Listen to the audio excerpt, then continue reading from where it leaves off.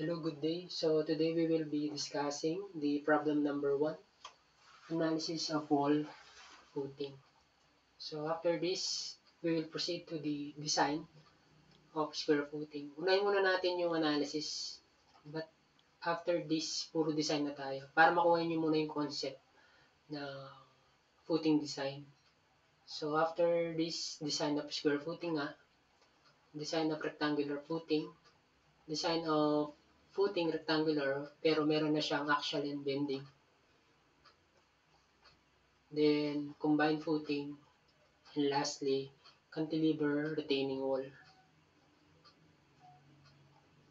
So for the syllabus, our subject is a 3-unit lecture with 3 hours per week lecture.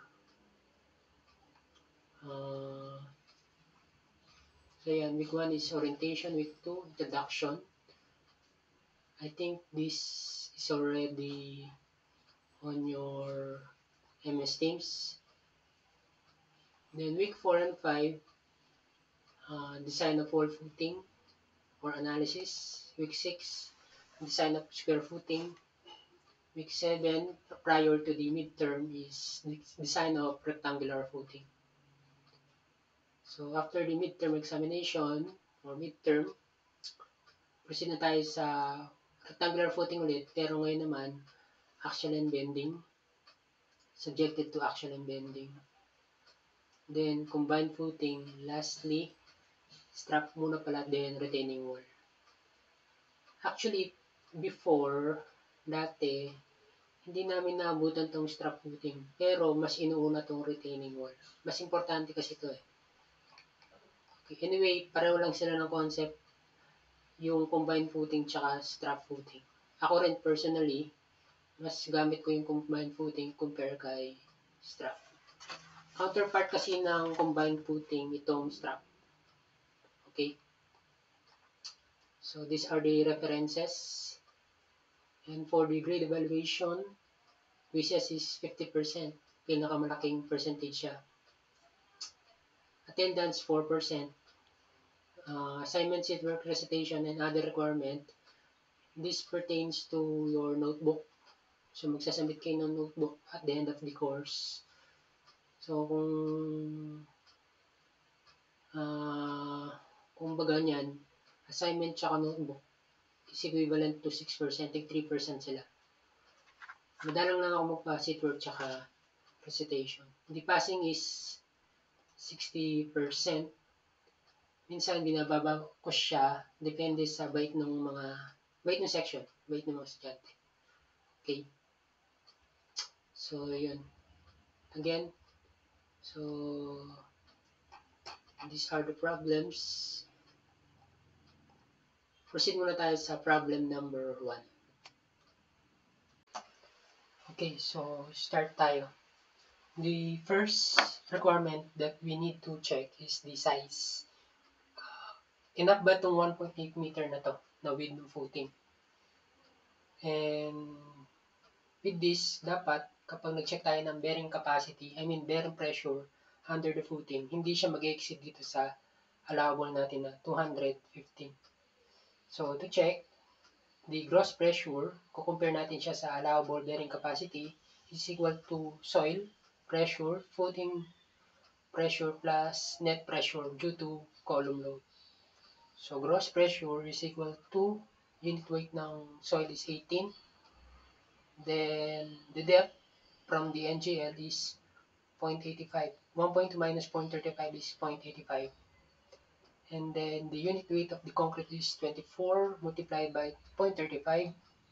And lastly, the net pressure in ASD, WSD, dapat unfactored yung mga loads. So 200 plus 140 divided by 1.8 na yung meter width nung footing times 1 meter strip. So the resulting gross pressure is 212.6, which is less than to the allowable bearing capacity na 215 kPa. Okay, so the next is to check the thickness of the footing. Always remember na yung footing thickness is based on shear requirement. Meron tayong dalawang klase ng shear. The one-way shear, which is also called wide beam shear and punching shear, or two-way shear. Sa wall footing, the applicable shear requirement is only the one way because one way lang yung action nitong footing slab. Ganito lang. Yan, ganyan lang. Unlike kapag square footing or rectangular footing supporting a column, two-way yung action, yung pag-bend. Since dito sa wall footing, continuous yung wall, expect natin, isa lang yung way nung pag-bend nitong footing slab. Okay? So, starting from the determination of thickness and then design of reinforcement, dapat naka-strength design approach na tayo. WSD or ASD sa sizing, pero sa thickness determination and reinforcement, strength design. That's why dapat naka-factor na yung mga loads natin. So again, the pressure that will cause the bending of the footing slab is the net pressure. So applying the appropriate load combination, dapat check din dito yung 1.4 PD. Pero dahil hindi rin yung mag-govern, direct na tayo dito sa may 1.2 and 1.6. So the resulting ultimate net pressure is 257.78 kPa. Ito siya. Now, again, only one-way shear yung kailangan natin i-check. And according to the code, the critical section for one-way shear is located at the distance from the face of the supported wall. Ito. Ito siya, the distance. So, itong shaded part na to, yung kailangan nating kunin ng shear force tsaka strength. Okay, so the formula for the determination of shear strength is equal to 0.17 lambda square root of C prime B times D. Now, what is the D? D is the effective depth of the reinforcement. So, kung titignan sa section, this is the thickness, which is 350. Then, the reinforcement.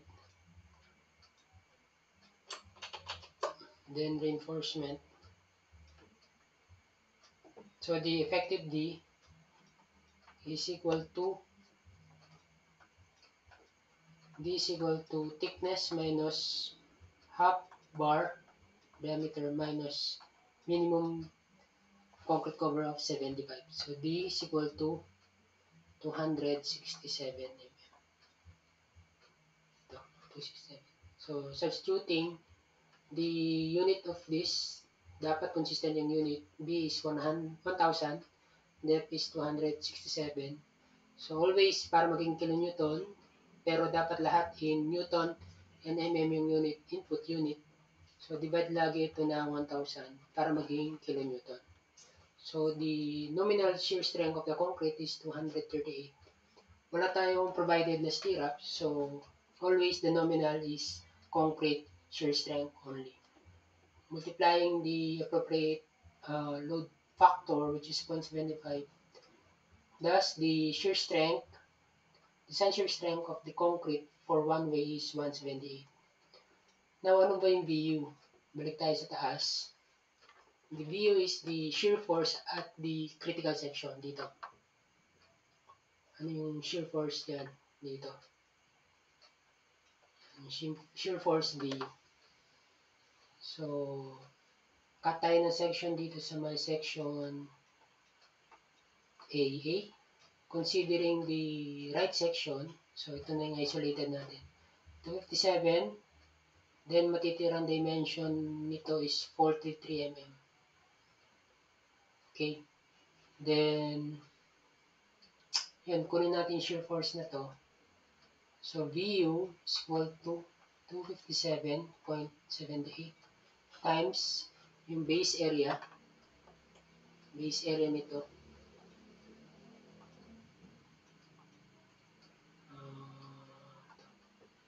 Ito yung base. Meron tayong pressure dito na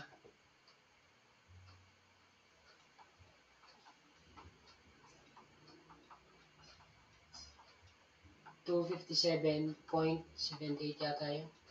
257 times area base. So, times area base. So, 257.78 times area base, which is 0.433 times 1 meter strip equal to 116.62. I mean 111.62. So, comparing this to the 178, so the design shear strength is greater than VU. So, the footing thickness is adequate or safe for one way. So, wala tayong yan, punching, tsaka one way. So, sa wall footing, wala tayong punching. Only one way. Therefore, the thickness of the footing is adequate. Okay, next, let us check the flexural reinforcement. Kung according ba sa code yung rebar natin na nilagay sa footing. So, the first requirement is that dapat daw yung spacing ng mga bakal will not exceed to the 3 times ng thickness ng footing or 450. Normally, nag-go between the two is itong 450. Because 3 times thickness, which is 3 times 350, nasa, ilan ba yun? 1050. So, obviously, nag-govern lagi 450. See, the actual thickness, the actual spacing of the reinforcement is 300. This is less than dapat. This is less than to the 450, therefore, okay yung spacing ng reinforcement. Next is the area of steel. Dapat ma-check, hindi siya mag-exceed, mag-exceed dapat siya sa minimum requirement ng code. So, first, compute the area of reinforcement per meter strip or per meter width. So, 1,000 divide mo ng 300. This will be the number of rebar per meter. So, 1,000. So, 1,000 divided by 300. Per meter width, meron tayong 3.33 bar. Okay? So, NB. 1,000 divided by 300 is 3.33. Now, kapag per meter strip or meter width yung kinoconsider natin, hindi tayo nag-round dito. Always kung ilan yung exact value or amount ng reinforcement na nakadecimal, yun din yung gagamitin sa computation. Hindi tayo nagra-round up or round down kapag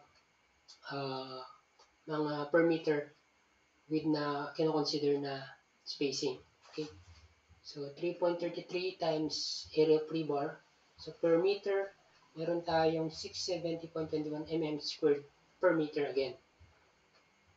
So, the steel ratio is ASBD 0.025, or compare lang natin in terms of area. The minimum area of steel to be provided must be 0.0018 AG, where the AG is the gross section area of the section. So, 0.0018 times 350, yung gross area is the thickness times the width. 350 times 1,000, 630. Since the actual provided area of reinforcement is 670 and the minimum is 630, it is greater than the minimum, therefore, okay. Next. So, okay na tayo sa spacing. Sa minimum reinforcement, okay din. Pero, adequate ba yung reinforcement na provide natin dun sa strength requirement? Kasi itong mga to, basic requirement lang to eh. Steel ratio requirement, spacing requirement. Paano naman yung strength requirement? Baka bitin naman yung design strength dun sa required shear force. I mean required flexural force. So the general requirement for flexure is C is equal to 2, C is equal to T, equilibrium equation. Then we will assume na nag-yield. Ayan. So yung lalabas na A is 11.86. Check natin kung nag-yield nga. The C is 13.95 mm. The strain will be 0.054. Obviously, the still yielded. So, correct yung assumption. The value of A and C are 11.86 and 13.95 mm. Now, compute na natin yung nominal strength is Fy. The nominal moment strength of the section is 72.61. From the previous computation, the net tensile strain of the rebar is 0.054. This is greater than the limit for the tension control section. So, obviously, the reduction factor is 0.9. The section is tension control. Thus, the design flexural strength is 65.35 kN meter. Compare this to the MU, critical section, the critical section for the flexure or moment is located at the face of the supported member or wall. So, 257 times 1, yung width nung footing is 1, then times 0.7, yung center or resultant distance from the face of the critical section is half of the 0.7. So, the resulting MU is 63.15. This is less than to the flexural strength, design flexural strength. Therefore, the footing reinforcement is adequate. So, enough yung spacing natin na 300. 300, enough to. Ilan ba yung TMN? 65 compare kay 63. So, adequate tayo. Now, for the length development and bearing, i-discuss na lang to. Paulit-ulit kasi yung magiging approach natin yan eh. Every example problem parang pare-pareho lang. Kaya, i-discuss na lang to pagdating natin dun sa square footing. Okay? So, ayun. In summary, so, safe yung size natin. Halos malapit na yung gross pressure sa allowable bearing capacity. So, okay na yan. For shear, again, for wall footing, one way lang yung action. Hindi applicable yung punching. Then, flexure, the spacing is okay. Less than siya kay 450. Hindi pwedeng nag-exceed ng 450 yung mga spacing ng rebar natin sa footing. The area of rebar per meter, okay din. And lastly, in terms of strength for flexure, okay din siya. So, ayun.